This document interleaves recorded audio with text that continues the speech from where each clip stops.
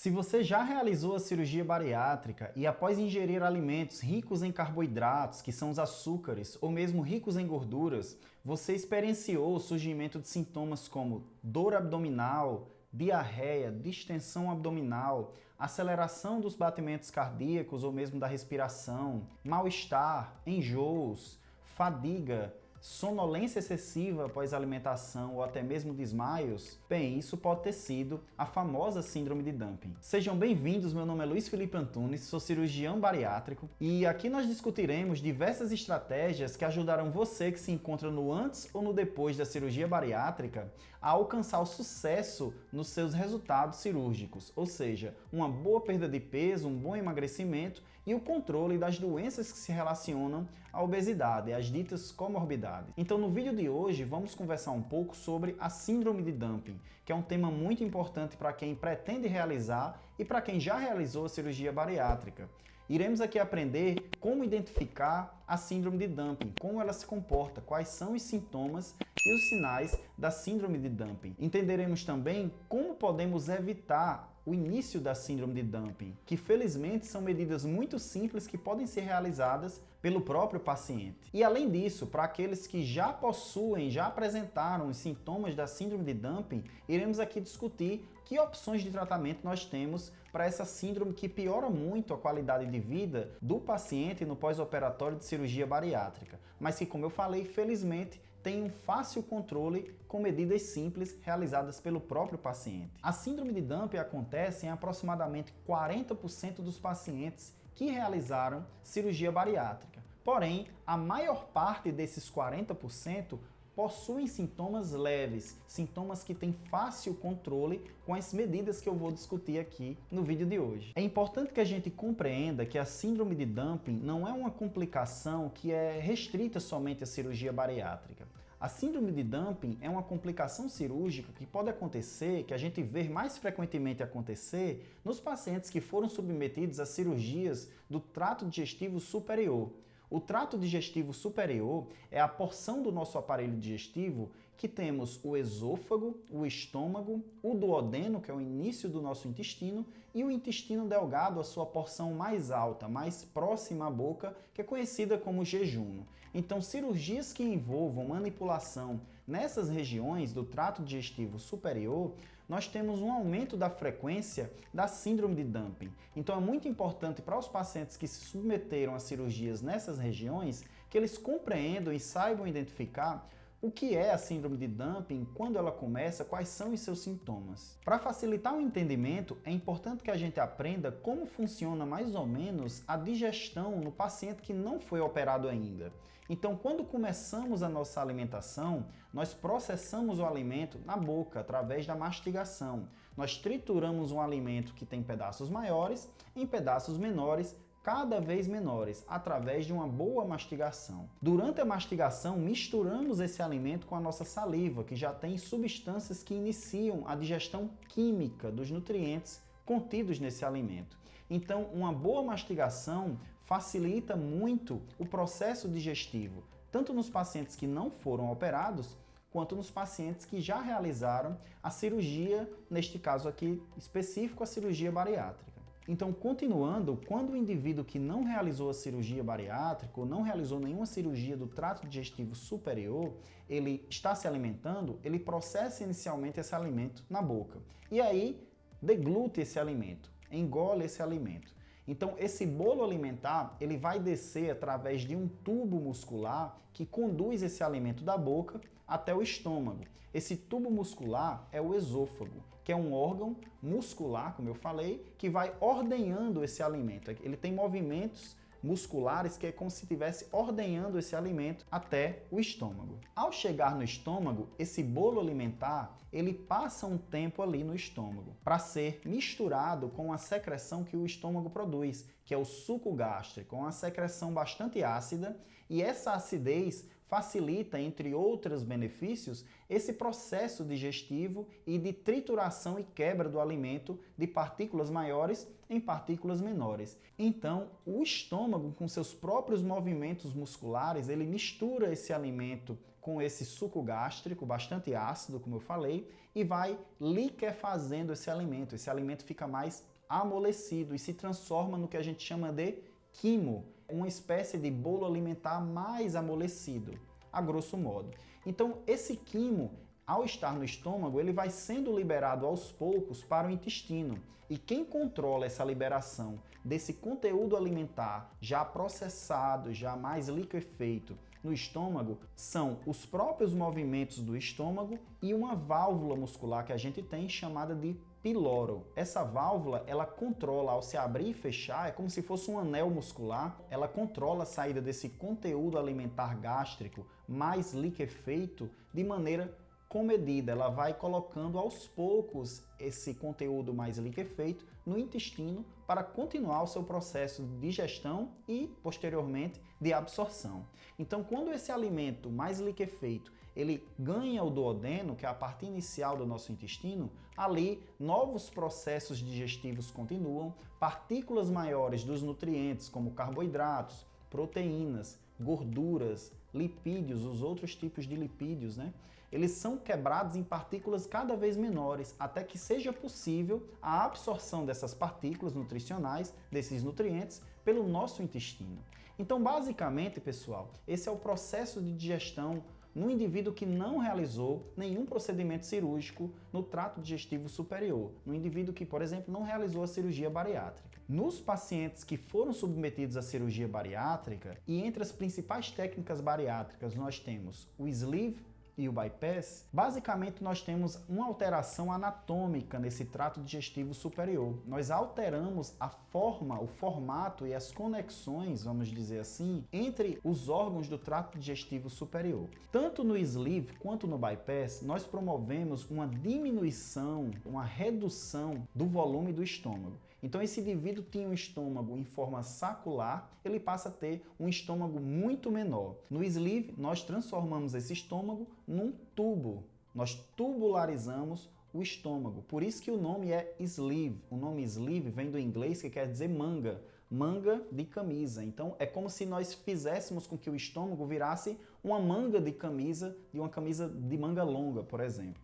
Então, esse estômago tubularizado, ele não vai ter mais a capacidade de armazenar nenhum alimento ali. Ele vai deixar de ser um órgão de armazenamento e de mistura desse alimento com o suco gástrico e vai passar a ser um órgão basicamente de transferência desse alimento. Então, o bolo alimentar que é recebido pelo esôfago, ao chegar no estômago operado de um paciente com sleeve, ele simplesmente vai ser transferido para o intestino. Ele não fica mais tempo ali para ser processado e digerido pelo suco gástrico inicialmente. Ele já é mandado rapidamente para o intestino. No bypass, nós temos que o estômago ele passa a ser uma bolsinha pequena, também muito fininha, semelhante à do sleeve. Porém, essa bolsinha pequena é conectada a uma parte do intestino mais adiante. É o que nós chamamos de anastomose, essa conexão entre o estômago e o intestino que fazemos cirurgicamente. Então, através disso aí, nós temos que o alimento recebido pelo estômago operado no bypass, ele também não vai ficar muito tempo ali, porque tem um volume muito reduzido. Nós transformamos o estômago, que era uma grande bolsa,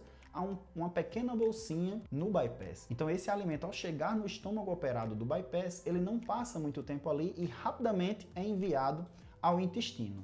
Então percebam que nas duas cirurgias bariátricas mais realizadas, que é o sleeve e o bypass, nós temos um aumento da velocidade do esvaziamento gástrico. O alimento ele não fica mais muito tempo ali, ele é rapidamente conduzido para o intestino. E isso aí promove alguns benefícios que são os benefícios que procuramos com a cirurgia bariátrica. A cirurgia bariátrica é, antes de tudo, uma cirurgia que muda a dinâmica de hormônios produzidos tanto pelo estômago quanto pelo próprio intestino e a sua comunicação com o cérebro.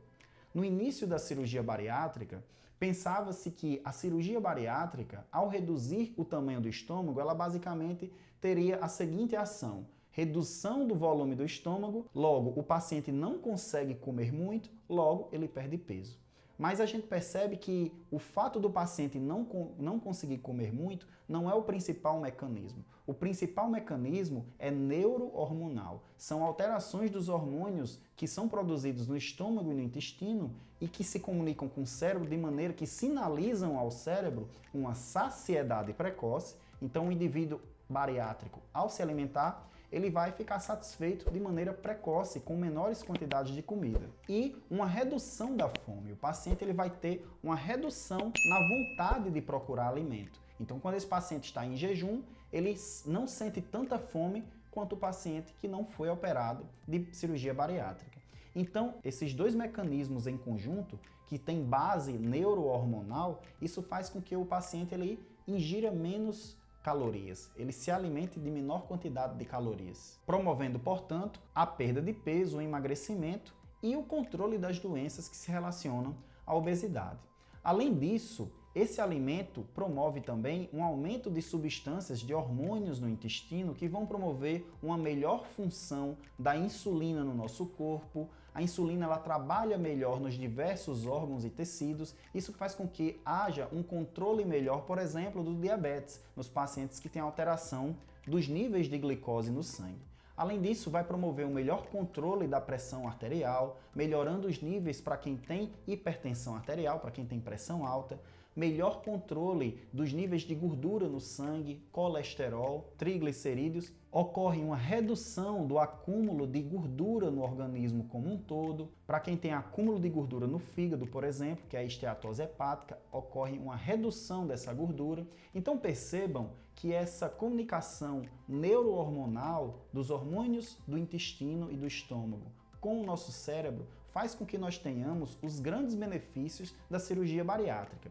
Existem outros mecanismos que estão ainda sendo investigados do benefício da cirurgia bariátrica sobre o controle da obesidade e das doenças relacionadas à obesidade, como, por exemplo, o diabetes, a hipertensão, a apneia do sono, entre outros problemas que nós temos que se relacionam com a obesidade. Porém, esse mecanismo neurohormonal é um dos principais mecanismos que justificam o benefício da cirurgia bariátrica. Mas nem tudo são flores. Quando nós temos um esvaziamento muito rápido do estômago, como eu falei, o alimento ele não fica mais muito tempo no estômago, porque o estômago não é mais um órgão de armazenamento, e sim de transferência pela redução do seu volume cirurgicamente, nós temos que esse alimento ganhe as porções do intestino de forma muito rápida e parcialmente digerido. Basicamente, nós temos que a digestão fica um pouco prejudicada nesse sentido na cirurgia bariátrica. Então, nós temos que alguns nutrientes eles vão passar direto ao intestino de forma mal digerida. Isso provoca algumas alterações no próprio intestino e promove a liberação de algumas substâncias pelo intestino que justificam os sintomas tão indesejáveis da síndrome de dumping. Então, pessoal, a síndrome de dumping ela é basicamente fruto dessa chegada muito rápida do alimento no intestino. Quando o alimento chega muito rapidamente ao intestino, de forma mal digerida, porque não teve tempo para ele ser digerido no estômago e nem muito menos teve como o estômago segurar esse alimento como costumava fazer antes da cirurgia, esse alimento ele vai promover uma saída muito rápida de água de dentro dos vasos sanguíneos próximos ali ao intestino para dentro do intestino. Isso faz com que um volume de água muito rápido saia do nosso sistema circulatório e vá para dentro do intestino. Essa saída muito rápida de água, isso acontece após aproximadamente 30 minutos a 1 hora após a alimentação. Essa saída muito rápida de água, ela faz com que o indivíduo tenha uma queda da pressão arterial. Para tentar manter a pressão arterial na normalidade, o nosso organismo tende a acelerar os batimentos do nosso coração. Isso faz com que o paciente ele tenha palpitação, ele sente o coração acelerar. Isso faz com que ele passe a respirar mais rápido. Isso gera também mal-estar. Esse paciente pode ficar nauseado após se alimentar. Mas é todo tipo de alimento que causa essa reação? Não, não é todo tipo de alimento que causa essa reação. Essa reação, esses sintomas, é o que nós chamamos de síndrome de dumping precoce, porque ela acontece precocemente após a alimentação. Mas com que tipos de alimentos? Basicamente, alimentos ricos em açúcares, ricos em carboidratos de alta absorção, carboidratos mais simples, como, por exemplo, os presentes em doces, em massas, em derivados farináceos, por exemplo, derivados da farinha de trigo, como o pão, derivados do milho, derivados da farinha de mandioca, como a tapioca, enfim, pode acontecer, mas principalmente em alimentos muito doces, alimentos mais doces e mais liquefeitos, ou mesmo alimentos ricos em gorduras, como por exemplo o leite integral. Temos aí que pacientes que consomem derivados do leite, eles podem apresentar esses sintomas após a alimentação. Então percebam que não é todo alimento que causa esses sintomas, são principalmente alimentos ricos em carboidratos, em açúcares mais simples, por exemplo, os doces, sobremesas, sorvete, açaí, todos esses alimentos que contêm muito açúcar de uma forma muito mais simples, que não é tão complexa e que faz com que puxe muito líquido para dentro do intestino e esse líquido sai dos vasos e promove essa alteração na pressão arterial, palpitação, aceleração do coração, o paciente fica mais ofegante e ele pode apresentar também fadiga, sonolência, ele pode ter uma vontade de querer se deitar após a alimentação muito forte e muitas vezes pode até desmaiar. Isso é muito raro, mas podem acontecer também desmaios. Então, pessoal, percebam que esses sintomas indesejáveis da síndrome de dumping precoce está relacionada à ingesta de alimentos muito doces ou ricos em gorduras. Sabemos que não é somente esse fator da saída de líquido dos vasos para dentro do intestino que causa esse mal-estar.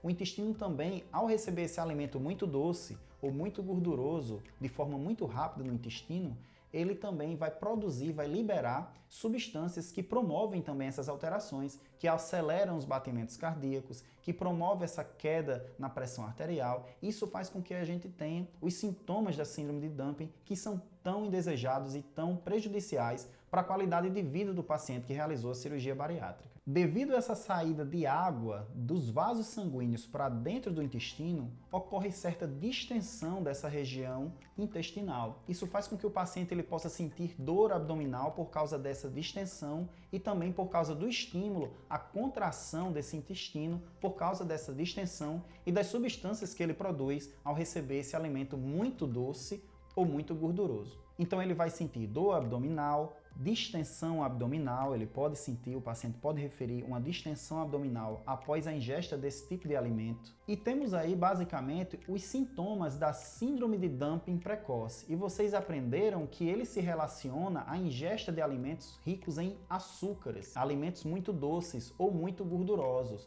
ou a mistura dos dois. Nós temos, por exemplo, o milkshake. O milkshake é um alimento que é gorduroso e muito doce. Ele contém carboidratos e contém gorduras presentes no leite, que é próprio do milkshake. Então esses sintomas vão surgir aproximadamente 30 minutos a 1 hora após a alimentação. Tem pacientes que têm esses sintomas até de maneira mais precoce, 15 minutos. Muitas vezes, pessoal, identificar a síndrome de dumping não é fácil. Tem pessoas que têm síndrome de dumping somente com certa sonolência após a alimentação. Porém, não é uma sonolência leve, é uma sonolência que ele tem que se deitar, que ele não consegue se concentrar para fazer nada depois da ingestão desses alimentos muito doces ou muito gordurosos. Então temos, em resumo, os sintomas da síndrome de dumping precoce. Isso é uma coisa.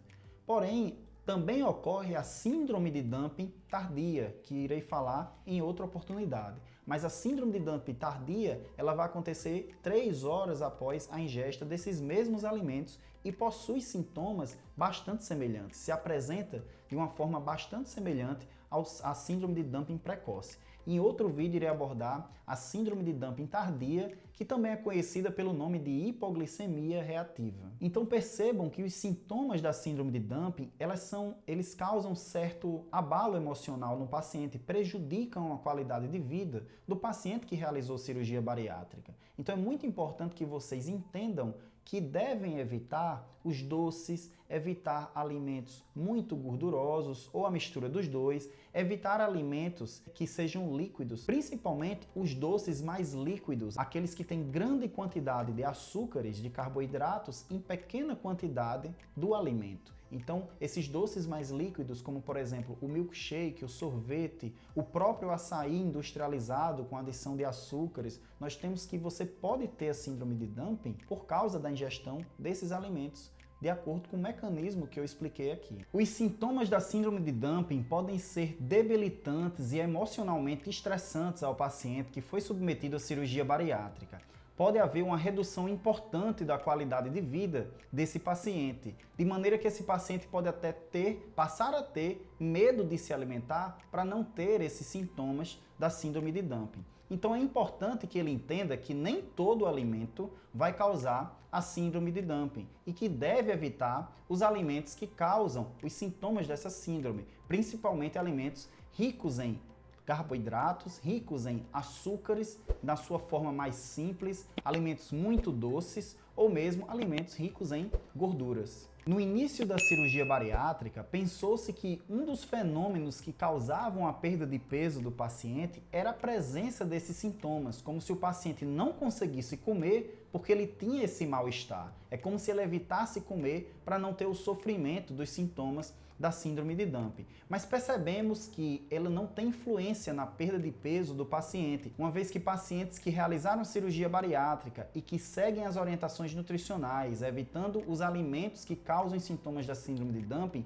apresentam também uma boa perda de peso quando comparados com aqueles pacientes que possuem a síndrome de dumping. Sabemos que existe realmente a perda de peso induzida pela própria síndrome de dumping, pelo medo do paciente de comer para evitar os sintomas da síndrome de dumping. Porém, sabemos que não é essencial ao paciente bariátrico que ele sofra esses sintomas indesejáveis que reduzem a sua qualidade de vida para que tenha uma perda de peso adequada. Sabemos que pacientes que não têm síndrome de dumping possuem uma perda de peso adequada e um bom controle da sua obesidade e das doenças relacionadas. O diagnóstico da síndrome de dumping é dado principalmente pela presença desses sintomas após a ingesta de alimentos ricos em muita gordura ou alimentos muito doces, principalmente naqueles indivíduos que foram submetidos à cirurgia do trato digestivo superior, no nosso caso, a própria cirurgia bariátrica. Então, a suspeita do diagnóstico é dada pela presença desses sintomas. E aí pode-se fazer testes, por exemplo, teste de tolerância oral à glicose ou teste de tolerância à refeição mista, que são alguns testes que são feitos para a gente ver se ocorrem alterações objetivas, como, por exemplo, alterações na frequência cardíaca, alterações na quantidade de água dentro do sangue, dentro dos vasos sanguíneos. Então, esse diagnóstico é facilitado por esses testes, mas principalmente pela presença dos sintomas após a ingestão de alimentos muito doces. Então, beleza, vocês entenderam o que é a síndrome de dumping, mas o que devemos fazer para evitar o surgimento dessa síndrome? Então, inicialmente, nós temos que entender que devemos evitar os alimentos que causam essa síndrome. Basicamente, devemos evitar alimentos ricos em carboidratos simples, em açúcares, os alimentos muito doces. Nós devemos evitar a sua ingesta para que não ocorra a síndrome de dumping. Assim como devemos evitar alimentos ricos em gorduras. Alimentos muito doces, principalmente em sua forma líquida, eles devem ser evitados para que não ocorra a síndrome de dumping. Além disso, quando colocamos líquidos junto das refeições sólidas, nós fazemos com que esse líquido tenda a levar mais rapidamente para as porções mais adiante do intestino os nutrientes da alimentação. Então isso faz com que se facilite a ocorrência da síndrome de dumping. Então devemos evitar beber líquidos durante a refeição sólida. A associação de alimentos ricos em proteínas e ricos em fibras alimentares deve ser feita para que ocorra uma lentificação desse trânsito do alimento no trato digestivo. Então, quando fazemos essa associação de proteínas, por exemplo, as presentes nas carnes, no frango ou outra fonte de proteína que você costuma utilizar, a própria suplementação do whey, isso faz com que o trânsito intestinal seja mais lentificado. Isso diminui a ocorrência da síndrome de dumping. A associação de fibras, principalmente as fibras vegetais, facilita, reduz o risco da síndrome de dumping. Então devemos associar as fibras vegetais, associar frutas à nossa alimentação para que a gente consiga reduzir a ocorrência da síndrome de dumping. A mastigação muito bem realizada, processada, com calma, a mastigação demorada, isso faz com que a gente tenha menos síndrome de dumping, porque à medida que estamos realizando uma mastigação mais eficaz, mais demorada, nós aumentamos o tempo da nossa refeição. E ao aumentarmos o tempo da nossa refeição, nós diminuímos a velocidade em que esse alimento chega chega no intestino. Então, uma mastigação bem realizada, com calma, processar bem os alimentos, isso faz com que ocorra uma redução na síndrome de dumping. Então, em resumo, pessoal, esses são os sintomas da síndrome de dumping precoce e a forma que temos para evitar o seu surgimento. Pacientes que mesmo assim, mesmo com essas medidas, ainda continuam com sintomas da síndrome de dumping precoce, muitas vezes necessitam realizar tratamentos com medicamentos ou mesmo realizar até intervenções cirúrgicas. O que sabemos é que essas intervenções mais invasivas, elas tendem a ser menos eficazes nesses casos. Muitas vezes é necessário até reverter o procedimento cirúrgico bariátrico, se for possível, para que haja um controle dos sintomas da síndrome de dumping. Felizmente, é uma parcela muito pequena dos pacientes que chegam nesse nível, que não tem um bom controle com as medidas alimentares que eu falei. No caso de você apresentar os sintomas da síndrome de dumping, você simplesmente deve parar de comer, deve evitar beber líquidos e esperar os sintomas passarem, porque eles são autolimitados. A síndrome de dumping causa esses sintomas, mas eles tendem a durar um período curto de tempo e melhoram. Então, quando você começar a sentir os sintomas da síndrome de dumping, se você foi pego desprevenido ao se alimentar ou fez a ingestão de um alimento muito doce ou muito gorduroso e começou a sentir os sintomas, você não deve ingerir nenhum outro tipo de alimento, nem muito menos deve beber nenhum tipo de líquido. Apenas sente-se e espere passar. Se os sintomas são muito intensos, você pode fazer uso de sintomáticos, de medicações sintomáticas. Então, se tiver dor abdominal, pode fazer uso de analgésico ou antiespasmódicos prescritos pelo seu médico. Pode fazer uso de antieméticos, que são medicamentos para evitar o enjoo, os vômitos. Então você faz o uso desses medicamentos sob prescrição do seu cirurgião, do seu médico, e espera os sintomas passarem na síndrome de dumping precoce, pois esses sintomas tendem a ser autolimitados, eles tendem a passar sozinhos e tendem a durar um intervalo de tempo curto. Então, pessoal, resumindo o que discutimos aqui nesse vídeo, nós temos que a síndrome de dumping é uma complicação cirúrgica de cirurgias do trato abdominal superior, entre elas a cirurgia bariátrica. Ela é causada pela ingestão de alimentos ricos em açúcares, alimentos muito doces, sobremesas, chocolate, açaí, como eu falei, ou mesmo alimentos ricos em outros tipos de carboidratos, como os presentes na farinha de trigo, na farinha de mandioca ou mesmo na farinha de milho. A presença desses nutrientes no intestino faz com que surjam aqueles sintomas que eu falei: náuseas, dor abdominal, distensão abdominal, aceleração dos batimentos cardíacos, aceleração da respiração, fadiga, sonolência, um cansaço, uma vontade de se deitar e até mesmo desmaios. Como fazemos para evitar o surgimento desses sintomas? Nós devemos evitar os alimentos que causam esses sintomas. Então devemos evitar a ingesta de alimentos muito doces em maiores quantidades, ou mesmo alimentos muito ricos em gorduras, ou mesmo a mistura dos dois, como é o famoso milkshake. Devemos evitar o consumo de líquidos com alimentos sólidos ao mesmo tempo. A gente deve fazer a ingestão de alimentos sólidos, esperar mais ou menos meia hora e depois disso podemos fazer a ingesta dos líquidos. Devemos fracionar a alimentação, evitar comer muito de uma vez só. Devemos fazer refeições mais frequentes durante o dia, 6 refeições diárias em menores quantidades. Devemos também realizar uma boa mastigação, processar bem aquele alimento, aumentando o tempo em que nós realizamos uma refeição, de maneira que a gente consiga diminuir os sintomas da síndrome de dumping. Devemos associar na nossa alimentação sempre alguma fonte de proteína e fibras alimentares. Então é importante que a gente coloque esses nutrientes para que o trânsito intestinal seja mais lentificado. Isso aí diminui a ocorrência dos sintomas da síndrome de dumping. E no caso dos pacientes já terem os sintomas, não devem ingerir nada mais, não devem tomar nenhum líquido, apenas devem esperar passar, que os sintomas da síndrome de dumping são autolimitados.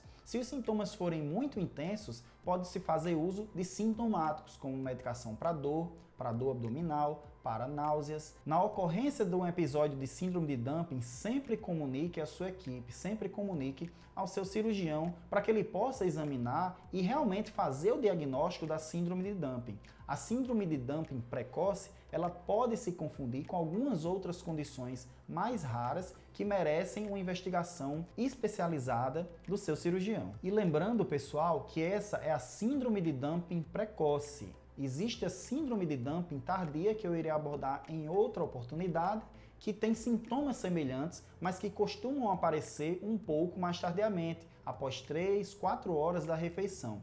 A síndrome de dumping precoce, que é essa que eu conversei com vocês hoje, ela tende a aparecer 30 minutos a 1 hora após as refeições. Existem pacientes, porém, que podem apresentar esses sintomas 15 minutos após a alimentação. Então, uma vez que você tem esses sintomas após a alimentação, é importante que você perceba qual foi o alimento que você ingeriu, para que você, da próxima vez, diminua ou retire esse alimento da sua dieta. Comunique-se sempre com o seu cirurgião, com o seu nutricionista, para que adequações no seu plano nutricional possam ser realizadas e aí otimizar e melhorar a sua qualidade de vida enquanto paciente que realizou a cirurgia bariátrica. É muito importante a gente entender que a síndrome de dumping ela não é condição, nem muito menos acontece em todos os pacientes que realizam a cirurgia bariátrica.